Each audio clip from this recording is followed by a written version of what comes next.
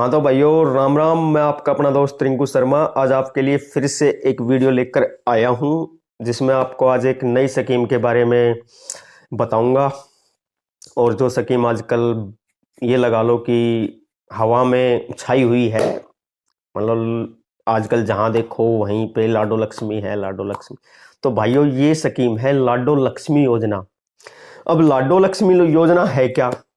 लाडो लक्ष्मी योजना है जो माताएं बहनें हमारी घर पे रह करके काम करती हैं, गृहिणी हैं, ये स्कीम उनके लिए है। इसमें मैं इस वीडियो में आपको सारी चीजें बताऊंगा कि कौन इसको भर सकता है, कौन नहीं भर सकता, क्या होगा क्या नहीं होगा, सारी चीजें बताऊंगा। वीडियो पर बने रहिए, वीडियो स्किप मत करिए, क्योंकि जहां आपने स्किप की वहीं पे आपका स्टेप समाप्त हो जाएगा और मैं बड़े आराम से बताऊंगा, कोई जल्दबाजी नहीं है। तो अब सुनिए भाई साहब, लाडो लक्ष्मी योजना क्या है। लाडो लक्ष्मी योजना एक ऐसी योजना है जो गृहिणी घर पे रह के काम करती है, हाउस वाइफ है, ये उसके लिए है। दूसरा, इसमें डॉक्यूमेंट क्या हो सकता, क्या क्या है? तो इसमें दोस्तों डॉक्यूमेंट जो आपको चाहिएंगे, Aadhaar card, PAN card, bank account, voter card और डोमिसाइल और इनकम सर्टिफिकेट। तीसरा, भर कौन सकता है? भर हो सकता है जो गृहिणी हरियाणा में है और उसकी शादी हो चुकी है, हाउसवाइफ है, वो इसको तो भर सकती है। अब आता है मैटर फैमिली आईडी पे। तो फैमिली आईडी में गृहिणी का नाम जो आधार में है वही उसमें होना चाहिए। डेट ऑफ बर्थ जो आधार में है वही उसी में होनी चाहिए। तीसरा, हस्बैंड नेम वो भी उसमें होना चाहिए। ऐसा ना हो आधार में कुछ है, फैमिली आईडी में कुछ है। तो जो भी आवेदक होगा उसका नाम, उसका डेट ऑफ बर्थ, उसके मम्मी पापा का नाम और उसके हस्बैंड का नाम, मैरिटल स्टेटस और बैंक अकाउंट वेरीफाई, ये सारी चीजें उसमें होनी चाहिए, तभी जाके आपकी लाडो लक्ष्मी योजना के योग्य हो सकेंगे। तो अब दोस्तों, हमें इसके लिए करना क्या है? करना यह है, आप सीएससी पर जाइए, वो आपकी पूरी प्रोफाइल फैमिली आईडी में चेक कर लेगा। अब वो प्रोफाइल में क्या क्या है?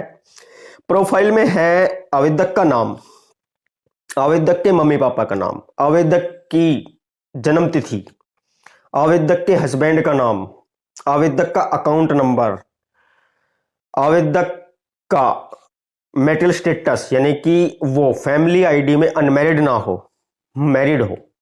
दूसरा, फैमिली आईडी में उसका ऑक्यूपेशन हाउसवाइफ हो। तीसरा, अकाउंट नंबर उसका वेरीफाई हो, अकाउंट नंबर रॉन्ग ना हो, गलत ना हो, क्योंकि जहां अकाउंट नंबर रॉन्ग होगा वहां पर भी नहीं आएगा। मैरिटल स्टेटस अनमैरिड होगा तब भी नहीं आएगी। एज, इसके लिए जो एज रखी गई है वो 18 वर्ष से 60 वर्ष रखी गई है। तीसरा, जिसके घर में कोई गवर्नमेंट एम्प्लॉय है या गवर्नमेंट की सेवाएं ले रहा है, पेंशनर है, उसको भी ये स्कीम नहीं मिलेगी।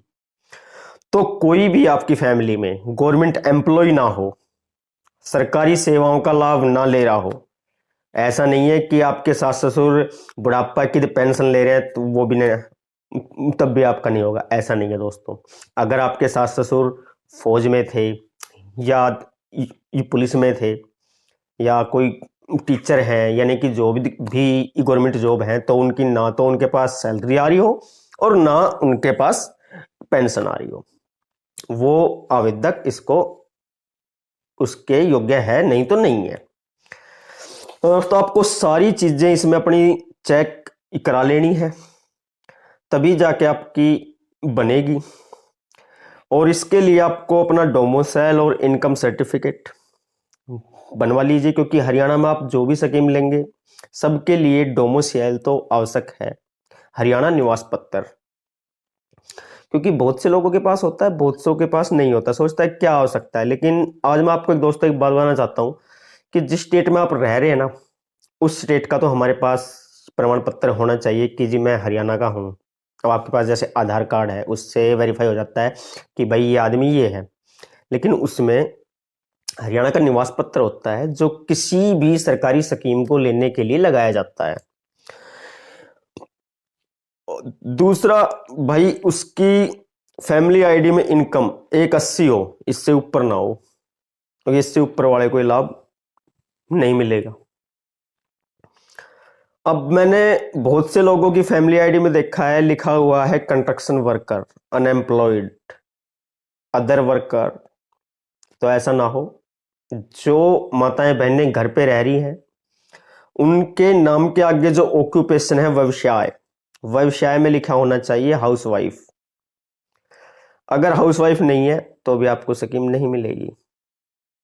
ठीक है दोस्तों, तो आपको कुछ नहीं करना, आपको CSC पे जाना है और वहां पे जाके अपनी आवेदक को अपनी सारी प्रोफाइल चेक करा लेनी है। एक बार आपको बता देता हूँ दोबारा से, नाम, date of birth, mummy papa का नाम, हस्बैंड का नाम, बैंक अकाउंट, मैरिटल स्टेटस, ये सारी चीजें आपकी ठीक होनी चाहिए, यानी कि कोई डाटा मिसमैच ना हो। अब आप देख रहे होंगे कि बहुत से लोगों के बैंक अकाउंट में भी मिस्टेक है। आधार कार्ड में नाम लिखा हुआ है अनीता देवी और बैंक अकाउंट में लिखा हुआ है अनीता। तो ऐसा ना हो, एक ही नाम हो, सारे डॉक्यूमेंट में एक ही नाम हो, आधार कार्ड में, पैन कार्ड में, वोट कार्ड में, बैंक अकाउंट में, डोमिसाइल में, इनकम सर्टिफिकेट में, सभी में एक ही नाम हो। स्पेस है तो स्पेस भी लगवाओ, स्पेलिंग गलत है उसको अच्छे से ठीक कराओ, हिंदी इंग्लिश में नाम को मैच कराओ, पूरा डाटा बिल्कुल वो करा दो मैच, क्योंकि ये स्कीम जहां तक है ऑटो मोड पे रहेगी। अब हमारी सरकार ने आपसे वादा किया है तो भाई साहब देगी तो सही, आज नहीं तो कल, क्योंकि मोदी की तो गारंटी है, स्कीम की गारंटी है दोस्तों। तो आप अपनी फैमिली आईडी को जांच कराएं, डोमिसाइल बनवाएं, इनकम सर्टिफिकेट बनवाएं। और अगर आपके पास, देखो अभी बहुत से लोगों के पास 2-3 दिन ये पहले SMS आए हैं कि आपका अकाउंट फैमिली आईडी में वेरीफाई नहीं है। बहुत से लोगों के पास मैसेज आया है कि आपके अकाउंट से 6 महीने से कोई ट्रांजैक्शन हुई नहीं। अगर आपके पास ऐसा मैसेज आया कि 6 मंथ से कोई ट्रांजैक्शन नहीं है, तो आप कुछ नहीं करना, बैंक में जा करके उसमें 1500 रुपए डाल दीजिए, 10-5 दिन में उसको निकाल लीजिए, आपका अकाउंट एक्टिवेट हो जाएगा। बहुत से लोगों ने अकाउंट में पैन कार्ड आज तक दिया नहीं, तो अपना पैन कार्ड बनवा लीजिए, बैंक में दे दीजिए, तब भी आपका अकाउंट ओके हो जाए। और एक चीज मैं आपको बताना चाहूंगा कि अब क्या है, गवर्नमेंट अकाउंट में रुपए नहीं देती, आधार कार्ड में पैसे देती है।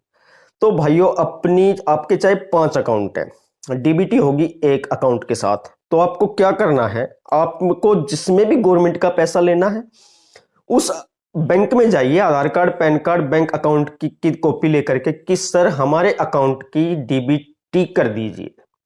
तो जिस अकाउंट से आपकी डीबीटी होगी उसी अकाउंट में आपका गवर्नमेंट का पैसा आएगा, अदरवाइज कोई पैसा नहीं आएगा दोस्तों।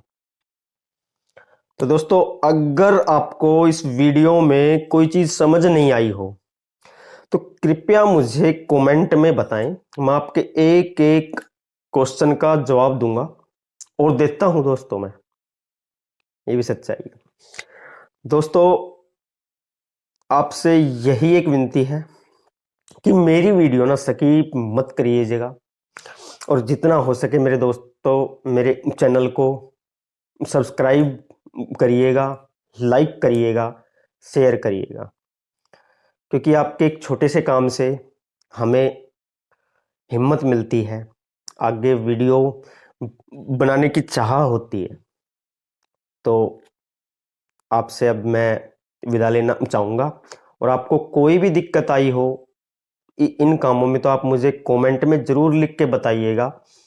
अगर मुझे वीडियो दोबारा आपको देनी पड़ी तो मैं आपको दोबारा से एक वीडियो और भी डिटेल में अच्छे से बता दूंगा दोस्तों। तो मेरे चैनल पे बने रहिएगा दोस्तों। आपका अपना दोस्त रिंकू शर्मा आपकी सेवा में हमेशा हाजिर रहेगा। ओके दोस्तों, गुड बाय।